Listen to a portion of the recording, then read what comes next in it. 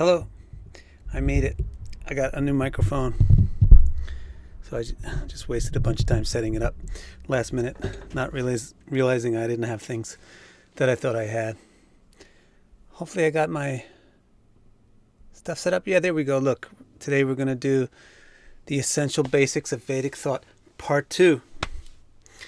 So, last week we... Hey, Parisa. Last week we did part 1, right? Which was what are the Vedas and, what's the whole basic approach to the Vedas. This week, let's talk about what's actually in them. Okay?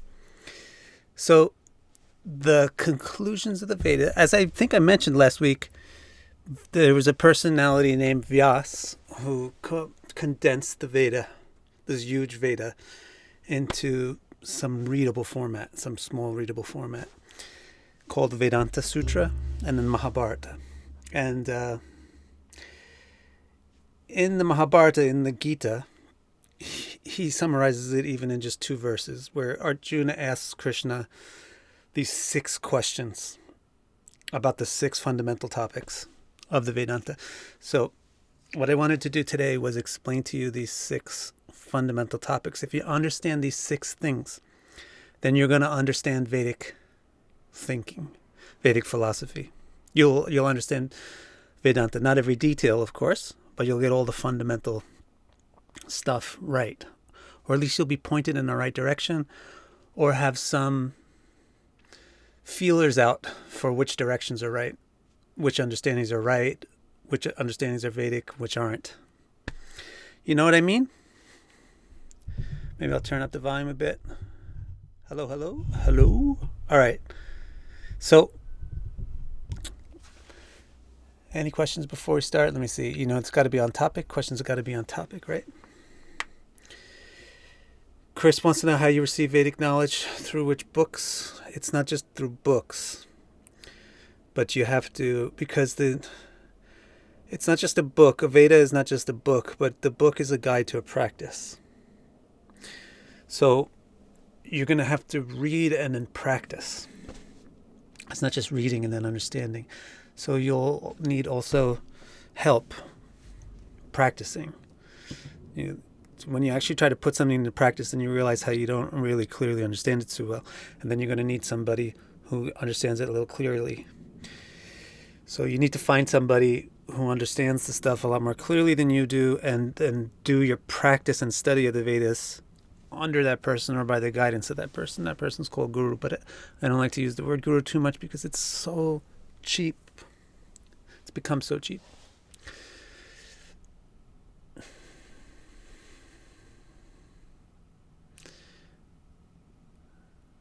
Hey, Bhima Karma.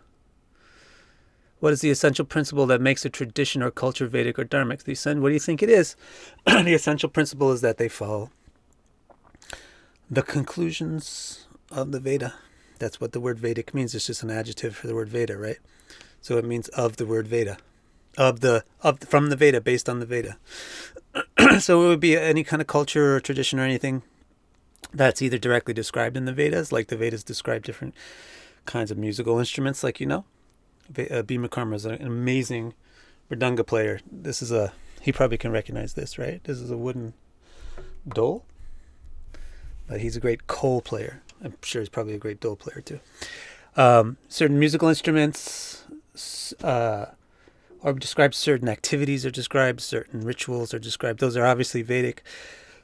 But also then you'll have smriti things, which are the way that Vedic principles have been applied in a given time and place.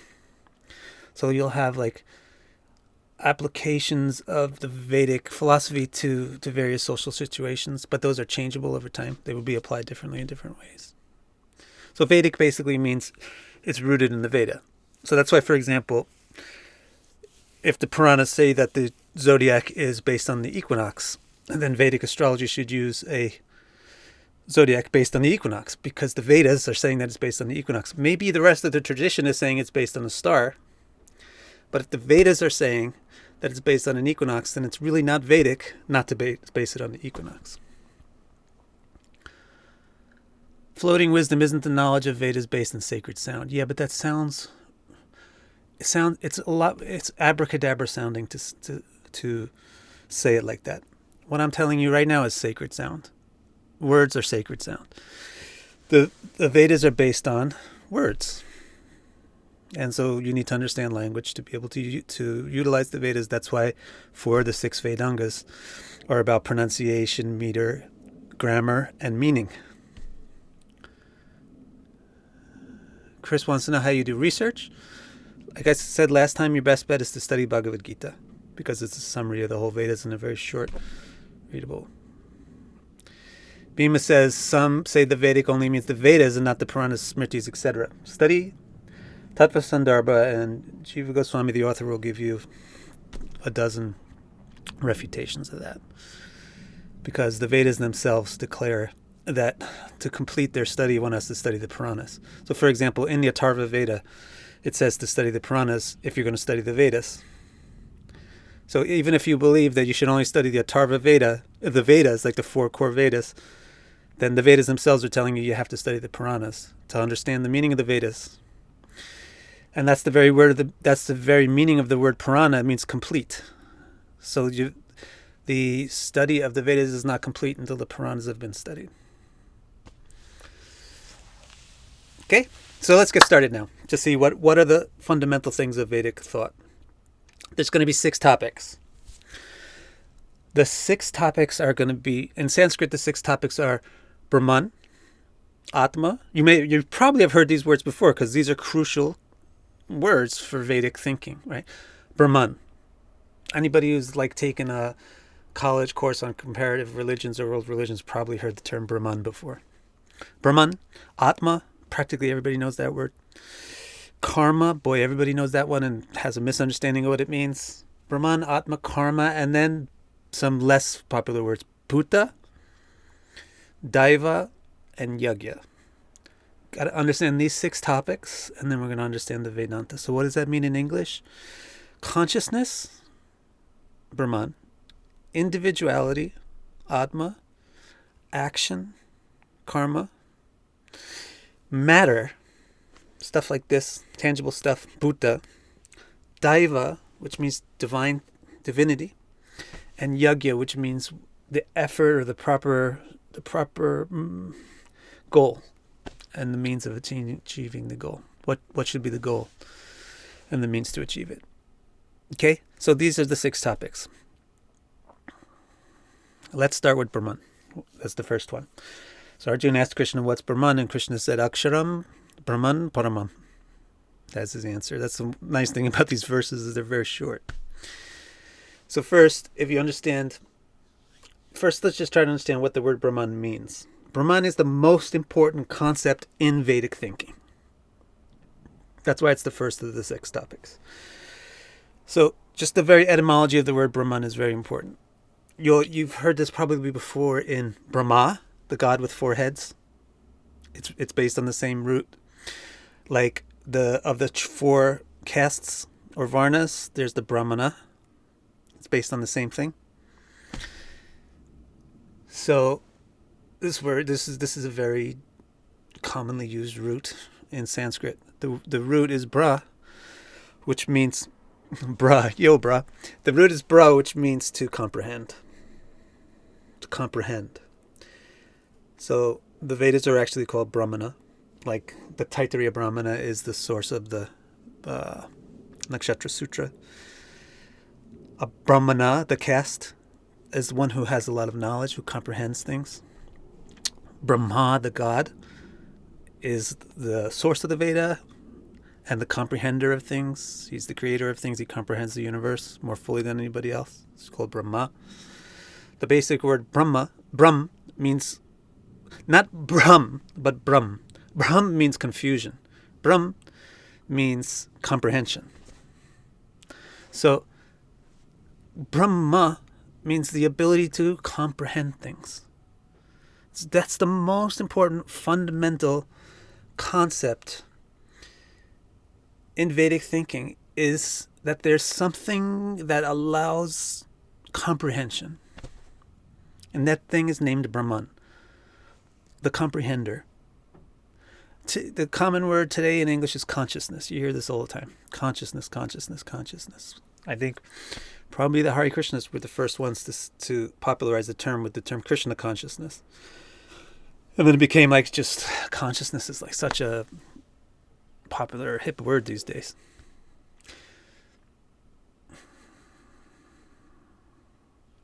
This is an interesting question that caught my attention. Arti saying, so why do they say don't worship Brahma? So who says don't worship Brahma? Let me know that. Chris has asked me about Rig Veda, but I've already told you, Chris, don't try to read the Rig Veda. You don't try to read the Rig Veda. You trying to read the Rig Veda is like me trying to read a book on like, I don't know, I can't even think of, on some ridiculously complicated math. When I don't even really understand trigonometry. So what am I doing, like reading Planck's theories and things like that? Right? So don't try to read Rig Veda. Read the books that Vyas made for the Kali Yuga, which are Mahabharata and Gita. Read the Gita. Study the Gita.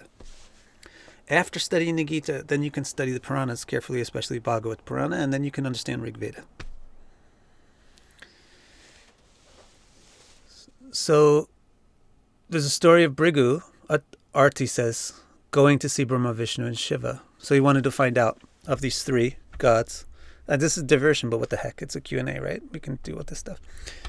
So Brigu Muni, the sage Brigu, he wanted to go and see which of these three super powerful beings is the most super powerful. And he went and insulted them. His test for them was to see how they would react to an insult, an increasingly aggressive insult. So Vishnu he actually kicked. Yeah, I think it was Shiva was the first one. He just verbally insulted him. And the Shiva and Brahma, they got a little bit mad, but Vishnu was like, "Oh, you kicked me? I hope your foot's okay." So then Brigu was like, "Well, I guess Vishnu is the most transcendental."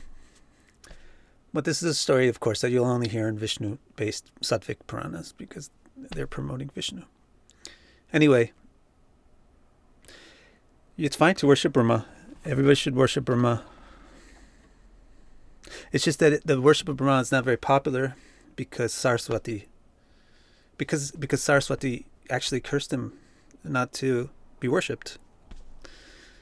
So, yeah. So he's just not it's not very popular to worship Brahma. But there's nothing wrong with it.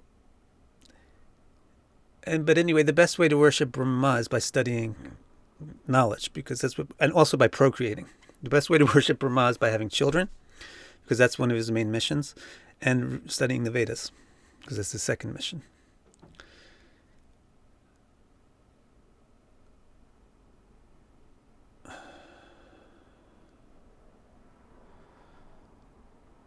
You worship, where does worship go in terms of studying the Vedas? You have to have a worshipful attitude, because this knowledge is a revelation from Vishnu. It's not, you're not inventing it or discovering it or the king of it. You're not going to be, it's not like you're going to be Christopher Columbus and discover America and then everybody is going to worship you for the rest of the eternity because you read the Vedas and understood it. It's a humble position.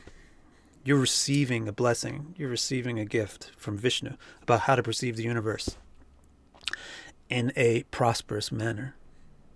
So that's why the worship is very important, to understand the knowledge that's in the Vedas. Chris wants to know why Vishnu has many hands. Most of the Vedic gods have many hands because they're superior to humans. It's just a way of showing that they're superior to humans. Humans are the first animals that have great hands. I guess monkeys have some opposable thumbs too.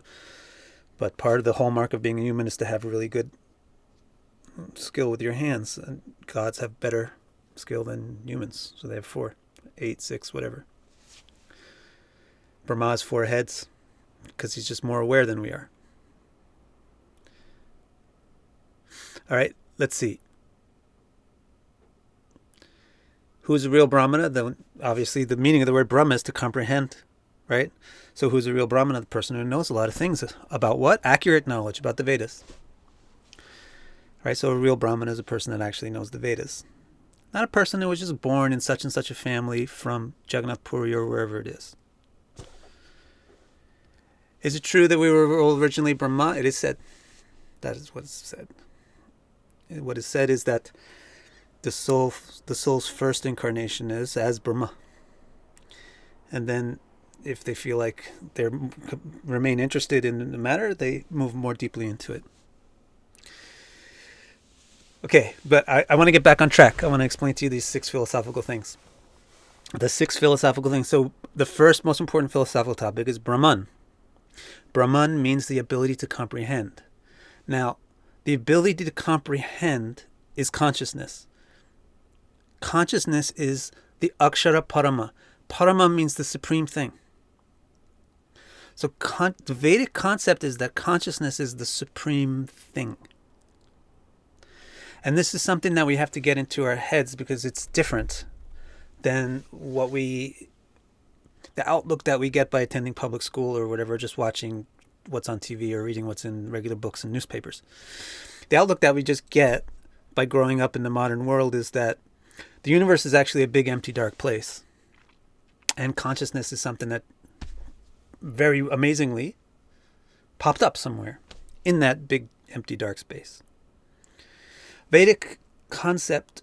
So you see the concept there in our modern concept is that consciousness is something that happens in reality. That there's reality and consciousness is something in reality. The Vedas say, look, dude, what is reality?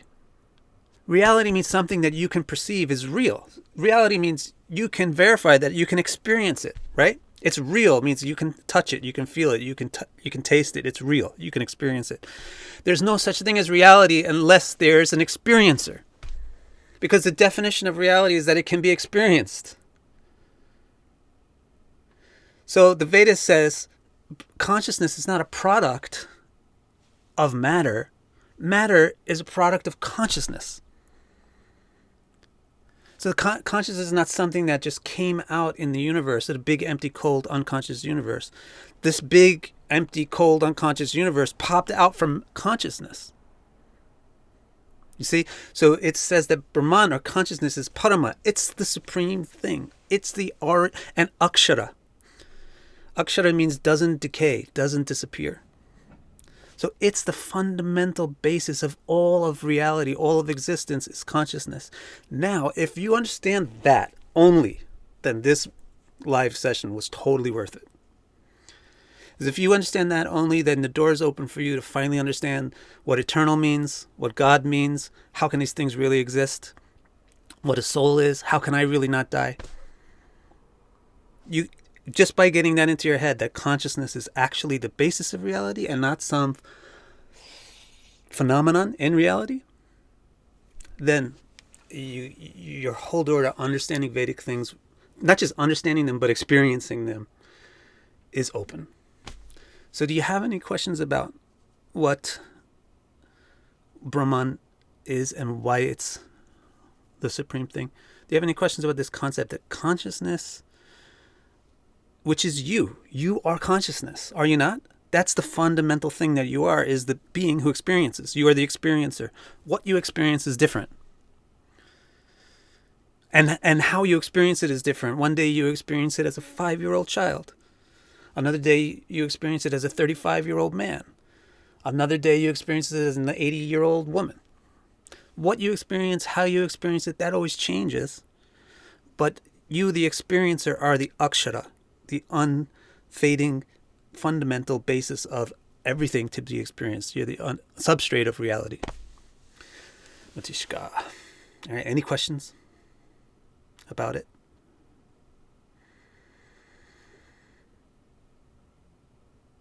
Akshara Bhima wants to know if it can mean other things. It does mean other things. It also means unexplainable, undefinable. It can't be lettered, akshara. Also, it means can't be divided. Yeah, can't be divided. This is important. These are all important things. Chris wants to know what Atharva Veda is. I think last week we talked about that. Atharva Veda is the Vyasa's edit of the Veda, where it's talking about what to do, how to fix things that go wrong in the rituals.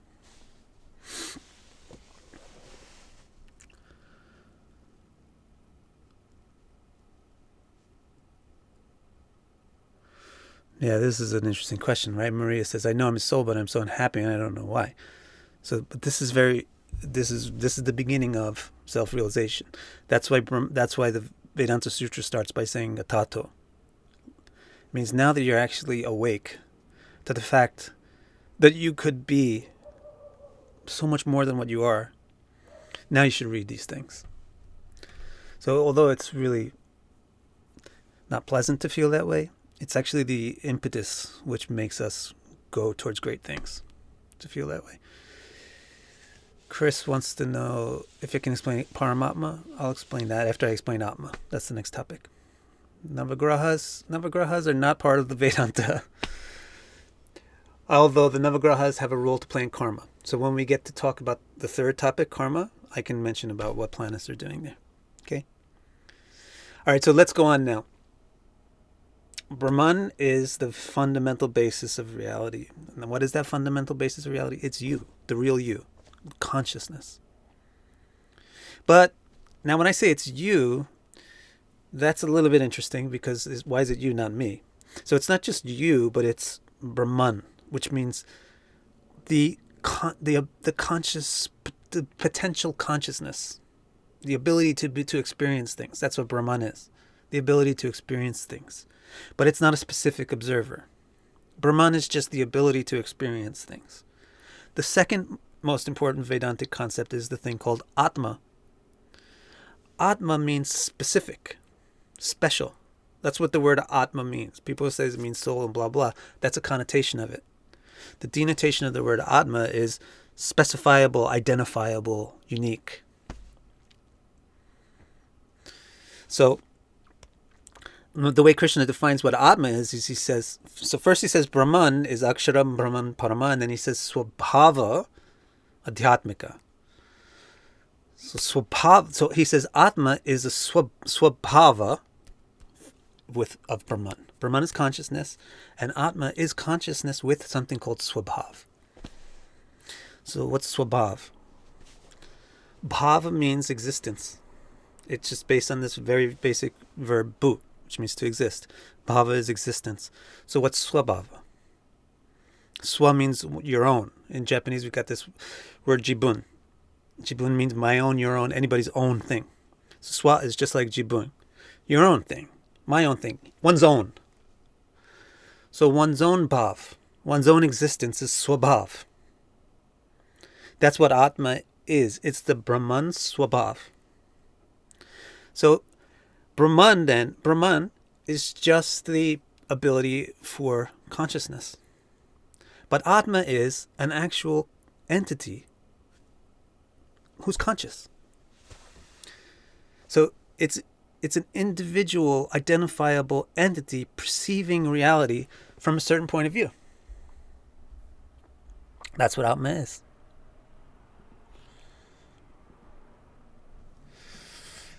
Get it?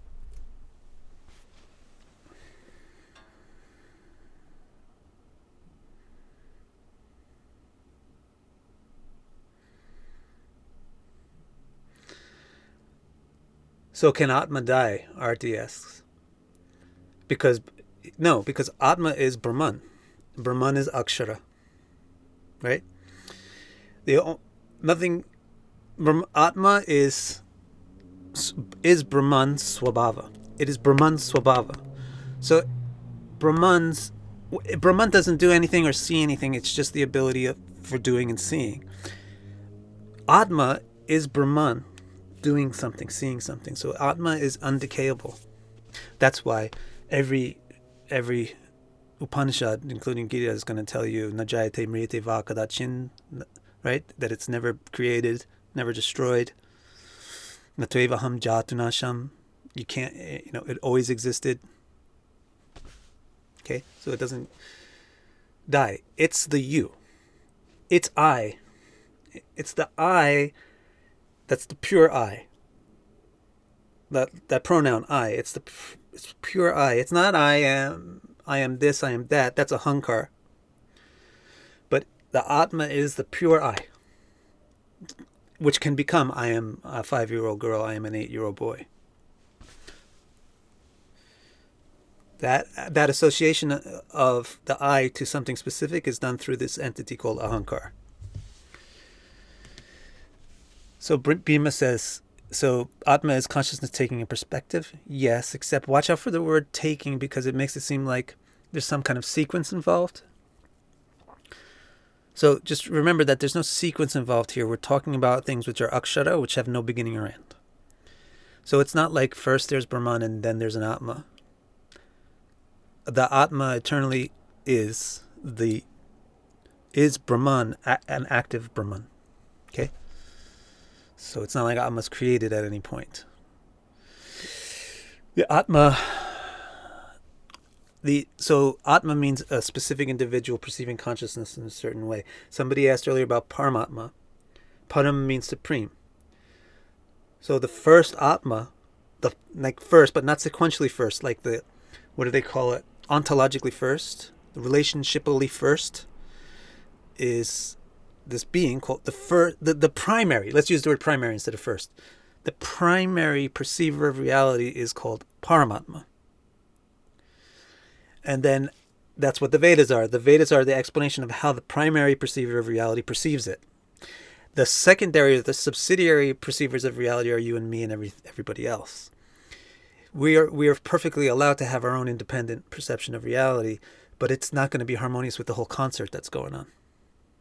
So if you want to be harmonious with the whole concert, which is a grand concert, then you need to figure out how the Paramatma is perceiving things and get yourself harmonious, make some harmony with that.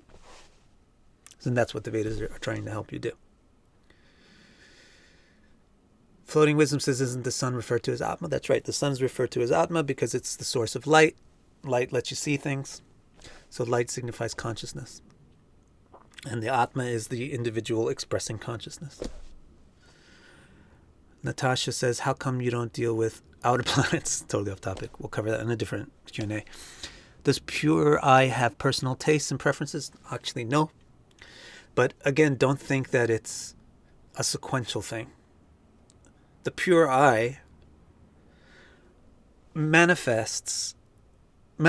always manifests a sense of identity, which then manifests a sense of desires and emotions, which then manifests intellect, which then manifests senses. That's why you have a sequence, by the way, from Sun to Moon to Mercury to Venus. Where the Sun is the Atma, the Moon is the manifestation of the mind. The Sun is the Atma, the Moon is the manifestation of the mind, then the mind leads to the manifestation of intellect, which is Mercury, and then the intellect leads to the senses, the incoming senses especially, which are Venus. So it needs to perceive things in order to know.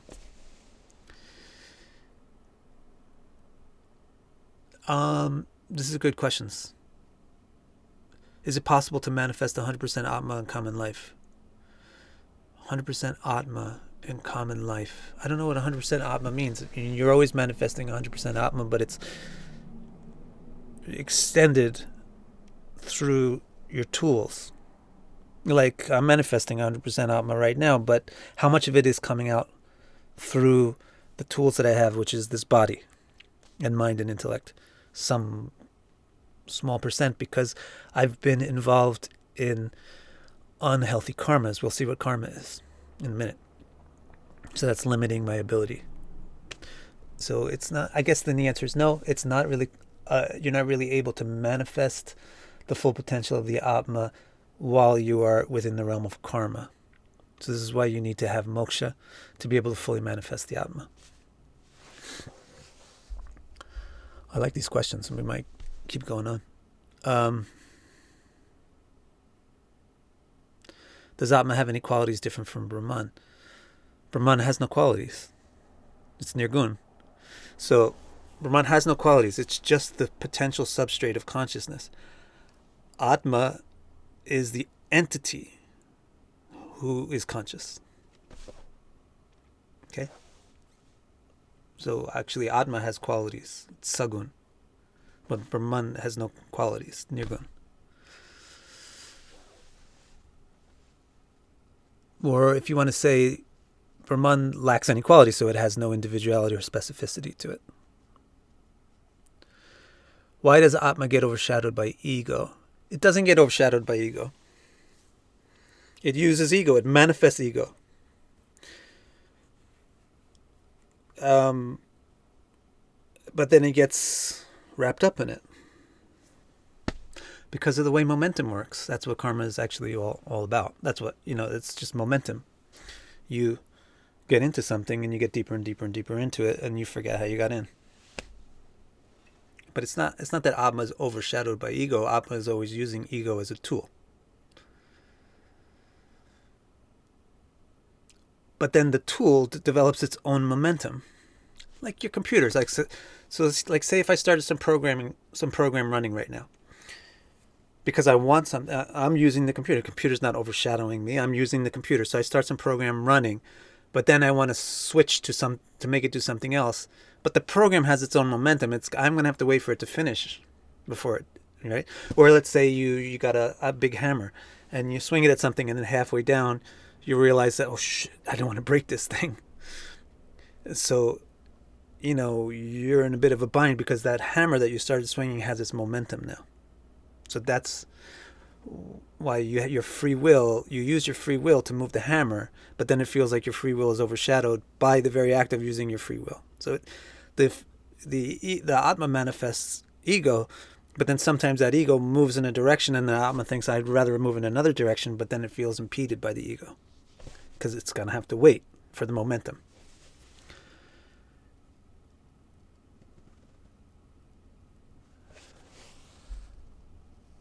Let's see.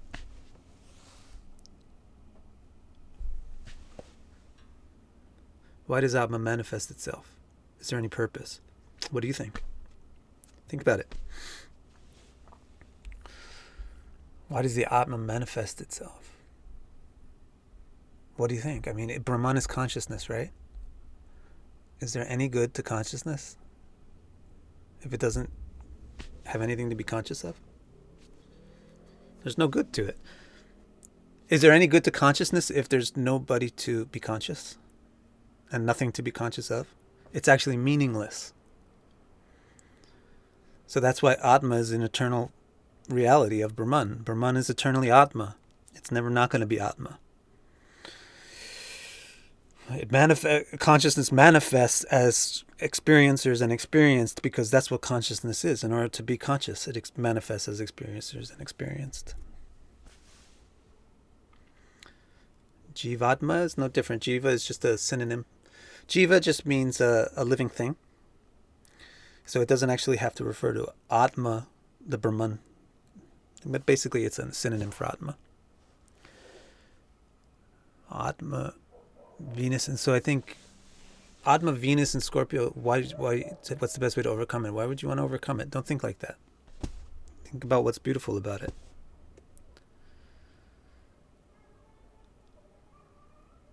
All right, let's see if we can go on. Yeah, okay, look, there's one more question here. Two interesting questions. You guys have got pretty good questions, I gotta say. So if there was no, no, not that one.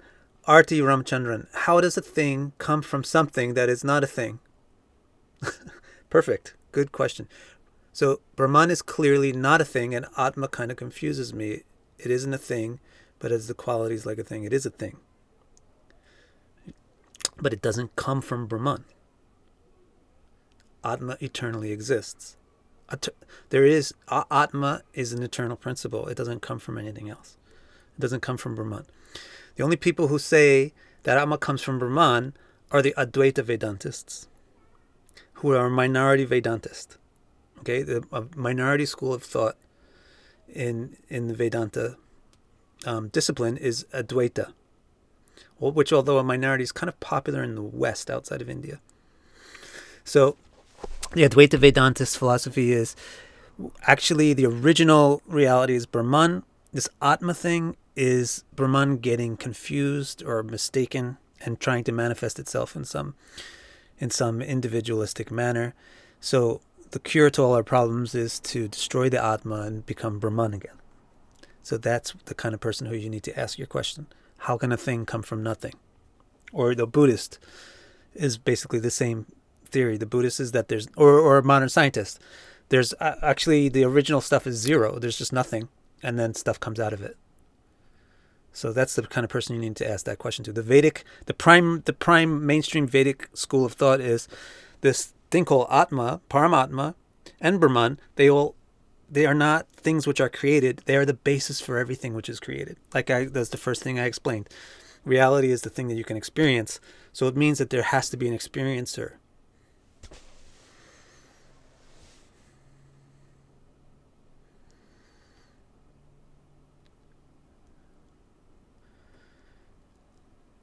Astrology is going to show the manifestation of the ego. Yeah, that's what life is about. How do you manifest yourself? Let's see. There was one more question. Is the same Atma in every person? No. Otherwise, why would it be called Atma? Atma means something individual and specific. However, every Atma is a ray of Paramatma. So just like every beam of sunlight is a ray from the same sun, every Atma is a manifestation of the same Paramatma. So in a sense, the Paramatma is in everyone. But Atma is different. That's why Krishna says, Nateva aham jatu nasam natvam. He says, there was always an I, and there was always a you, and there always will be a takparam. That's why he says that.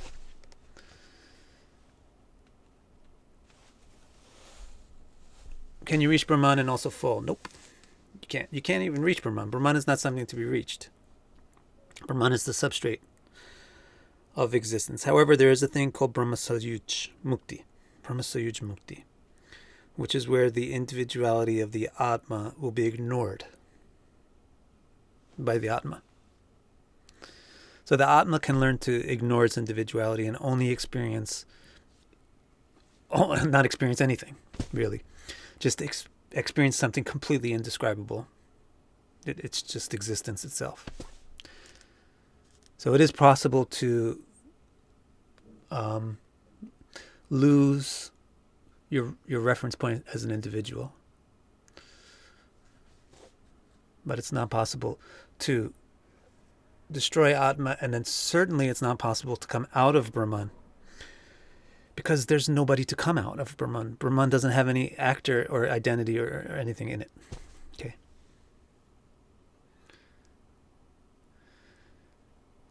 So I guess you guys are really excited about this because you're asking a lot of questions, so I'll keep answering these questions. Is it possible that an Atma can create more streams rays from itself, just like the Supreme Consciousness does? No, that's the quality of the Paramatma, actually. Okay, that's one difference between Paramatma and the Atma. There is a slight difference. Nityo nityanam chaitanas chaitananam eko yova vidadati kaman. So the Upanishads identify that the only real difference between the Atma and the Paramatma is that the Paramatma is the basis of all the other ones, and all the other ones are dependent on the Paramatma for its existence. And the Paramatmas aren't doing minor Paramatmas. However, you'll see that our existence mimics the Paramatmas to a T. So like we make babies, right? We make children. And we enjoy life. We have pleasures, right? So basically the ideal life that we seek mimics the Paramatma's life in our small temporary way. Christopher Burns asks, if sometimes I might miss a question, I apologize. Don't think that I'm like intentionally hating. Or sometimes it's intentional because the question is off topic. Atma is consciousness with self-identification. Yes, Atma is consciousness with self-identification, but don't think that means that it's not the ultimate thing. It's the ultimate thing. If consciousness doesn't have self-identification, then what the heck is it?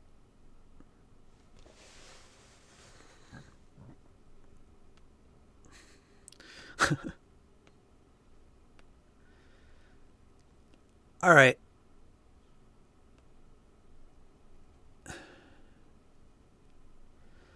Roxanne says, is the Atma like a drop of the ocean of the endless sea, Paramatma? It's been described that way. And so therefore you can see that the Atma has the qualities of the Paramatma, but just not to the same extent.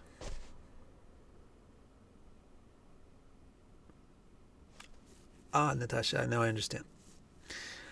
All right, so far we've described Brahman, the first topic, first of the 6 topics. Brahman is the basis of reality, the experiencer of everything.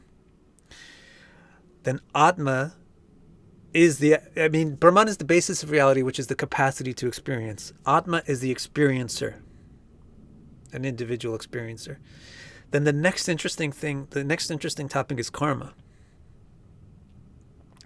So Krishna's answer to what karma is, he says, Bhuta bhavo karo visarga karma sangita. That this is a long answer, right? The other ones are simple. Atma is just one word, Brahman swabhava, and Brahman was just 2 words, akshara paramam. But karma, I don't know where sometimes you get these questions. But karma has a long answer. Let me type it out for you so you can see it. Because it's so long. Bhuta is the first word, right? Bhuta, bhava, udbhava, karo, karaha, visarga. There's a lot of words. Bhuta bhava. But you might already know these words because I actually already defined them in the course of this video. Bhuta means a thing that exists. Remember the word bhu? Bhu is like a verb that means existence. Bhuta is a past perfect of that verb. So it means something that has come into existence. Different than Atma and the Brahman, which is akshara. Bhuta is something that comes into existence. It has a past participle to it. It has a past tense. So a bhuta is something that has come into existence. So it refers to matter, stuff, a thing that exists. Bhava means the existence of. So the existence of stuff. Udbhava. The ut means to come up. So udbhava means to bring it into being, the cause. Bring it into being. Kara. No, kara actually means the cause or the maker. So karma is the maker of the causes of the existence of things. Karma is the maker of the causes of the existence of things. So the reason why Krishna uses this big convoluted language here is because actually karma involves a not convoluted, but a kind of cyclic chain of events in order to make an effect. There's a chain of causes and effects. Karma is a chain of causes and effects. That's why it's called visarga. Visarga means it's not really the creator, but it's a chain of creators involved, secondary creators. Okay. So bhuta bhavod bhavakara. Now this is important. Karma. People think that it means fate. Bad stuff happens to me. It's my karma. That's not what karma means. Karma means action. Kara. Kara means to act. So it's the action. Karma is the kara, the action, which udbhava gives rise to bhava bhuta, the existence of things. Karma is the action which gives rise to the existence of things. So there's a karma and there's a karma phala. You should know this if you're going to be involved in astrology at all. There's karma and karma phala. Karma phala means the fruit of the action. So here the karma is the action, the kara, and then the bhuta is the fruit of the reaction, right? The action and the reaction. So generally people just get a little sloppy with the word karma, and instead of saying karma phala, they just say karma, right? So, right, now like Maria's saying, should we retract it? But there's no need to retract it, even though Imani kind of scared you.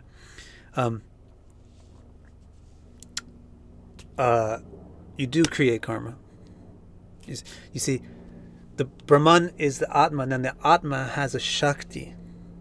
Shakti means a power, an ability to do something. The Shakti, or the power, of the Atma is karma. So guess what? Karma is not a bad thing. Karma is the Atma's power, the power to act, the power to do things. And by doing things, so the karma, the Atma is not just an experiencer, but also an actor. So there's not just Venus or femininity, which is the intaking energy, right? There's also Mars, masculinity, the outgoing energy. And so the consciousness itself has the two. That's why you'll see Shiva is depicted as Nara Nari, male and female in one. And that's why you'll never find any Vedic god. Well, that's why you'll never find like the significant gods without their female counterpart.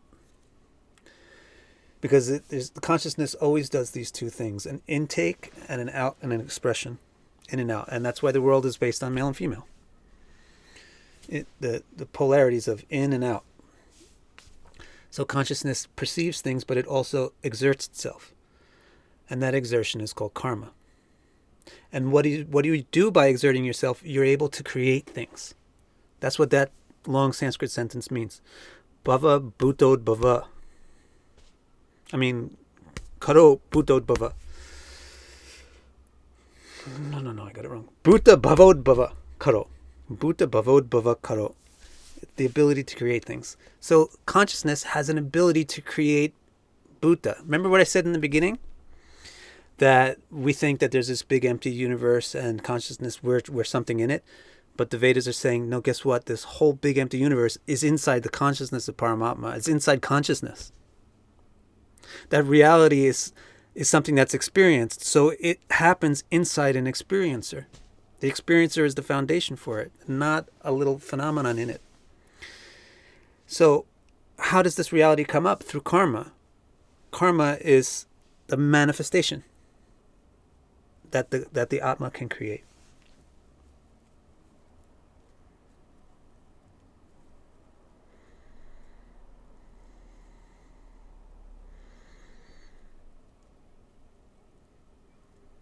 Okay?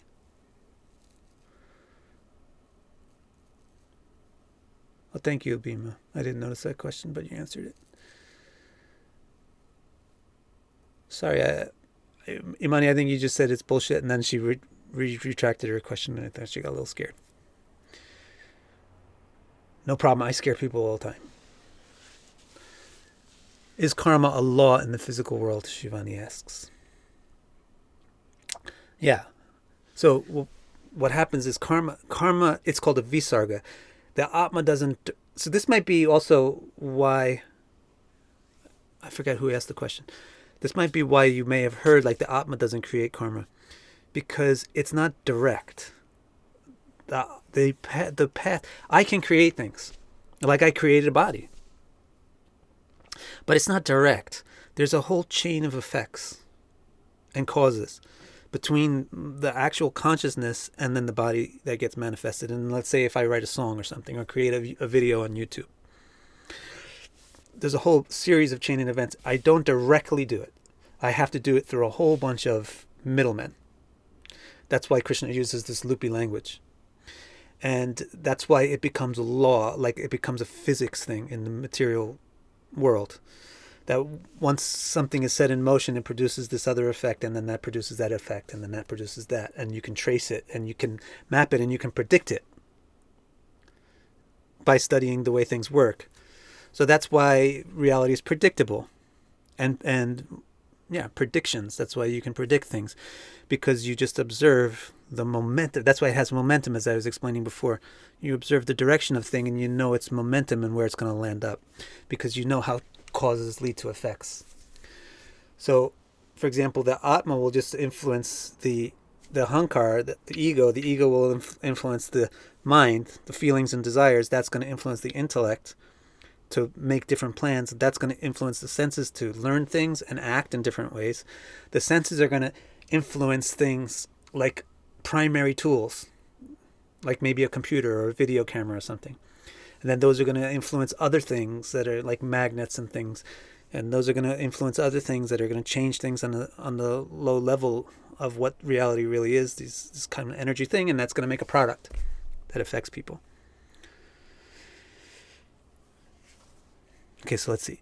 So yes, karma is not really a law in the physical world. Karma is a Shakti of Atma. Atma has the power of karma, the ability to do things.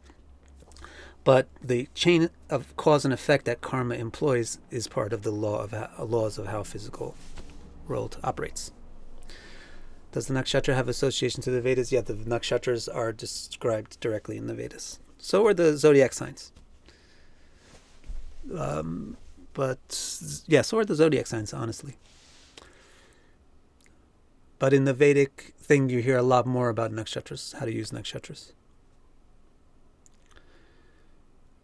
Like, for example, here's a book, Taittiriya Brahmana, which is one of the Vedic, it's a Brahmana, right? So it's a part of the Vedas. And it has the information on the nakshatras. The nakshatra sutra is in here in the 5th chapter. Here it is. And then there's other stuff about nakshatras in here. And then there's Vedanga Jyotish, which teaches you how to calculate it all. I can do another one, or you can ask about me. No problem. Let's see what other questions are here. So is that consciousness that all of this exists in ours, or Paramatma consciousness? Good question. If all that's how you know that there's God. Actually, that's how you know that there's a Paramatma, because I'm not conscious of where you are. I don't know where you are right now. Like, I don't even know everybody who's on here. It says there's 43 people watching. I don't know who you are. I don't know where you are. Some of you I know. But I don't know what you're doing right now.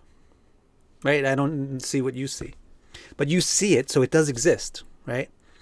So what we know is that reality exists in consciousness, but there's some parts of reality that exist outside my consciousness. So what the heck is that all about? Well, that's how you know that there must be a super consciousness.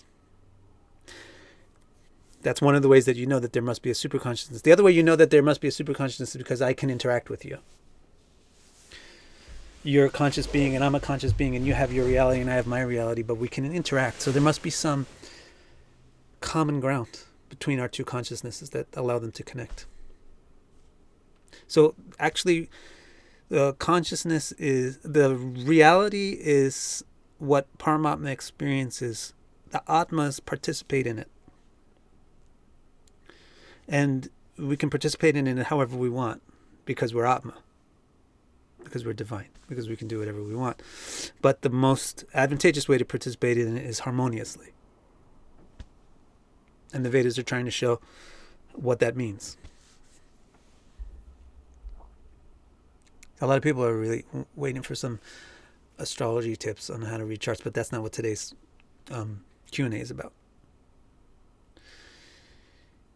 Can I overcome karma in this life? So overcome karma means, what does it mean? Like karma, it's not really something that you need to overcome. It's your power. You have the power of karma. You can do things. You can make things happen. That's what karma means. The ability to create, the ability to make things is karma.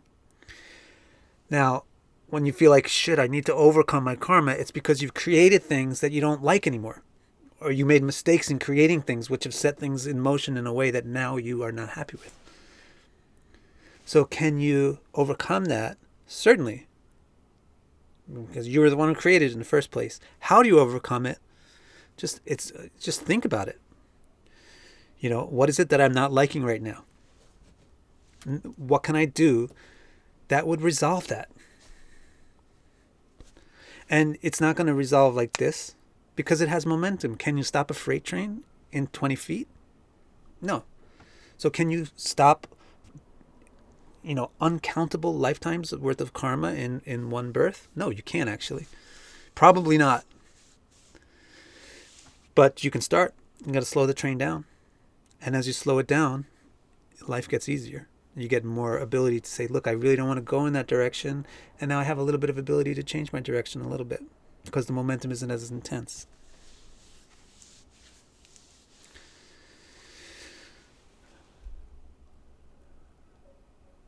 Let's see what else we got. How to prove consciousness exists. You don't have to prove that it exists. There's no such thing as proof without consciousness. Chris Apel says, is that super consciousness that allows some gifted people to be inspired to create, and they just say it does not come from within them, but from a higher source.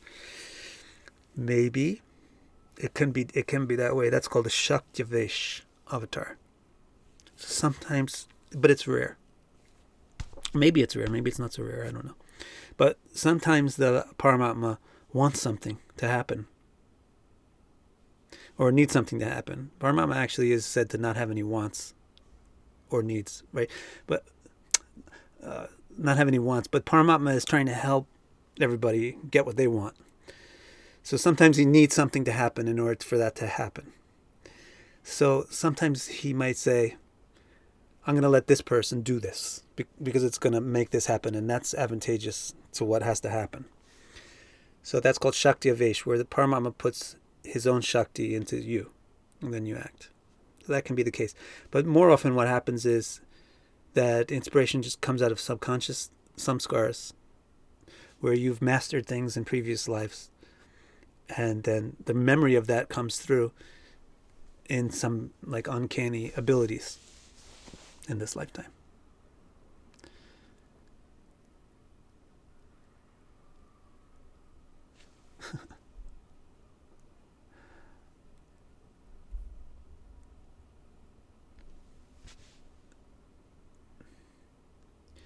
What about all the gods in the different religions?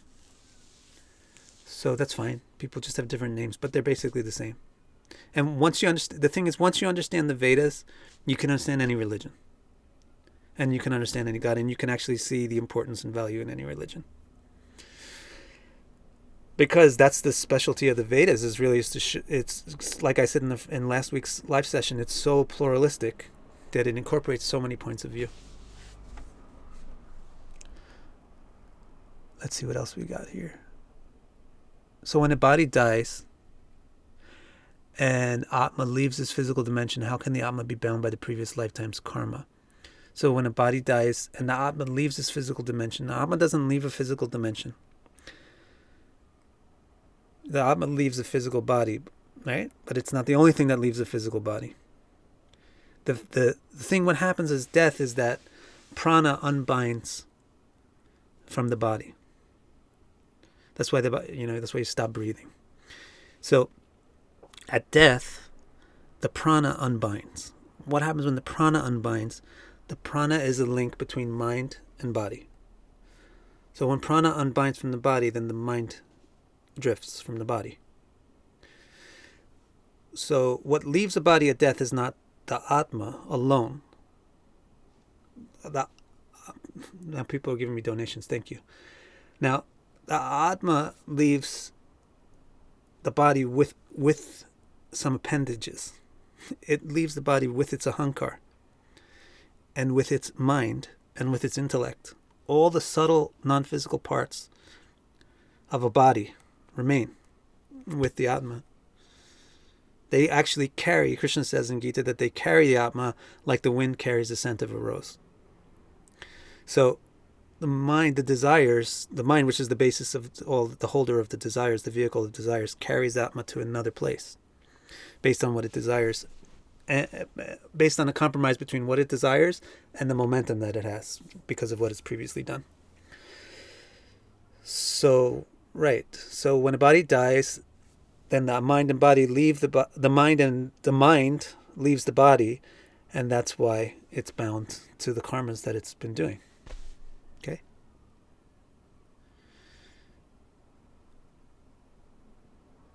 Then Roxanne, Mani, Bobby, people are getting crazy.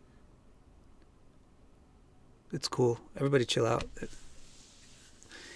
If not, then everybody chill out. Just totally chill out. You're all my friends. Now, some people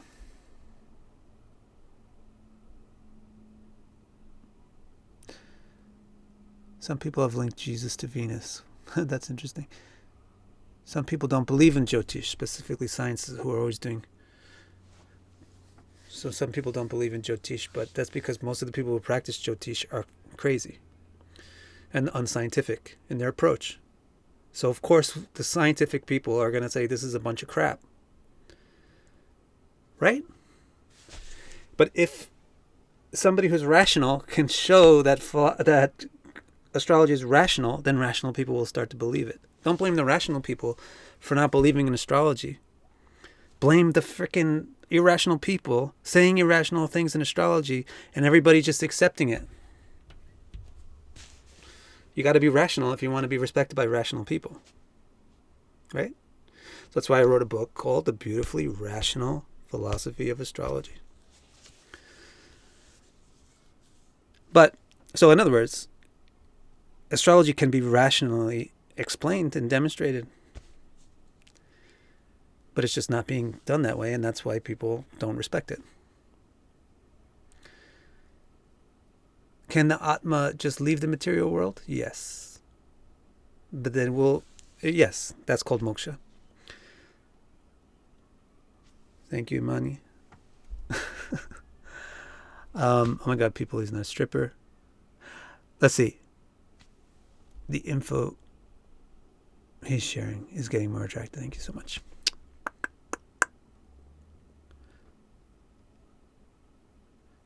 This is very funny. What's going on? I need another good question. But you don't have to do it. I mean, just don't distract from the topic. All right. What time is it? We're over. Yeah, we're over an hour now, so we're done, right? So let's just review what we've done. We studied 3 of the 6 things. So I guess we're going to have a part 3 also. So it's Brahman. The 3 components of Vedanta are Brahman, which is the fundamental essence of reality, which is the ability to experience things. And then there's Atma, which is the experiencer, the individual experiencer. And there's the Supreme Atma, the main coordinating experiencer. And then there's the secondary Atmas, who are the participating experiencers. You and me are the participating experiencers. And the one we call God is the Paramatma, the main experiencer. So that's Brahman, Atma, and then karma. So this was very interesting. What role planets play?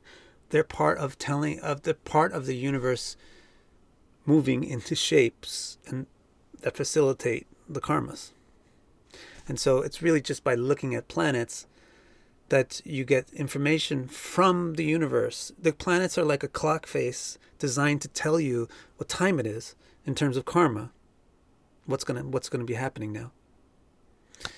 So karma is the ability of the Atma to exert its will. And that means that the Atma can create things. And so it can create reality. So next week we'll learn about the things that it creates, Bhuta. And we'll learn about what divinity is, and we'll learn about what it should strive for. So I guess next week we'll also have a lot of time for questions and answers. And then after that, we'll stop our Vedic thing and we'll get back into like nitty-gritty astrology stuff. Everybody, I don't know what happened today. You guys started giving me donations again. Thank you very much. I'm grateful for that. I don't know how I can thank you, but thank you so much. And I will see you next week, same time, right? Thursdays, 5:30 Pacific. And everybody, remember, treat each other nicely. Don't go too and also don't go too crazy. Even if you think I'm hot stuff, you don't have to tell the world about that. And you don't have to get crazy about it either. You can be realistic. And just be nice to each other in my chats, please. And keep it focused on topic. All right. See you next week. Love you all. Bye-bye.